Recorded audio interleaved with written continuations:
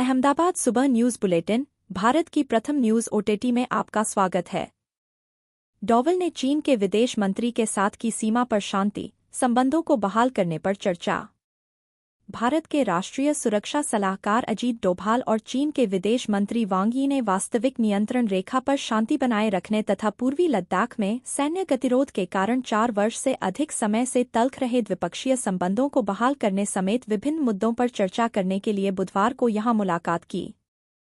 दिल्ली में वायु गुणवत्ता गंभीर श्रेणी में, न्यूनतम तापमान 7.6 डिग्री सेल्सियस। दिल्ली में बुधवार को वायु गुणवत्ता सूचकांक 441 दर्ज किया गया, जो कि गंभीर श्रेणी में आता है। केंद्रीय प्रदूषण नियंत्रण बोर्ड (सीपीसीबी) के आंकड़ों में यह जानकारी दी गई। जम्मू कश्मीर के कठुआ में इमारत में आग लगने से 2 बच्चों समेत 6 की मौत, 4 घायल। जम्मू कश्मीर के कठुआ में इमारत में आग लगने से 2 बच्चों समेत 6 की मौत हो गई और 4 बुरी तरह से घायल हो गई। अधिकारियों ने बताया बुधवार सुबह जम्मू कश्मीर के कठुआ जिले के शिवनगर में एक इमारत में आग लगने से कम 6 लोगों की मौत हो गई और 4 अन्य घायल हो गए। उत्तर प्रदेश के आधे से अधिक जिलों में बिजली सप्लाई निजी हाथों में जाएगी।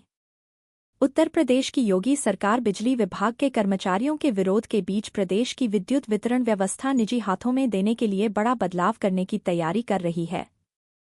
योगी सरकार ने इस ओर आगे कदम बढ़ाना जारी रखा तो सबसे पहले प्रदेश के 42 जिलों की विद्युत व्यवस्था निजी ऑपरेटरों के हाथों में चली जाएगी। ट्रंप ने भारतीय उत्पादों पर अधिक शुल्क लगाने की चेतावनी दी। अमेरिका के नवनिर्वाचित राष्ट्रपति डोनाल्ड ट्रंप ने कहा कि भारत अमेरिका के कुछ उत्पादों पर काफी ज्यादा शुल्क लगाता है और उन्होंने एक बार फिर इसके बदले में भारतीय उत्पादों पर इसी तरह ज्यादा शुल्क लगाने की बात कही है। कांगो में नौका पलटने से कम 25 लोगों की मौत, कई लापता। अफ्रीकी देश कांगो में मंगलवार को यात्रियों को ले जा रही एक नौका के नदी में पलटने से नौका सवार कम से कम 25 लोगों की मौत हो गई, वहीं कई लोग लापता हैं। अधिकारियों और स्थानीय निवासियों ने यह जानकारी दी। धन्यवाद। आप देख रहे हैं हमें ट्रेंडिंग्स अराउंड पर। हमसे जुड़े रहने के लिए डाउनलोड करें trendings around Google play store और ऐप स्टोर से।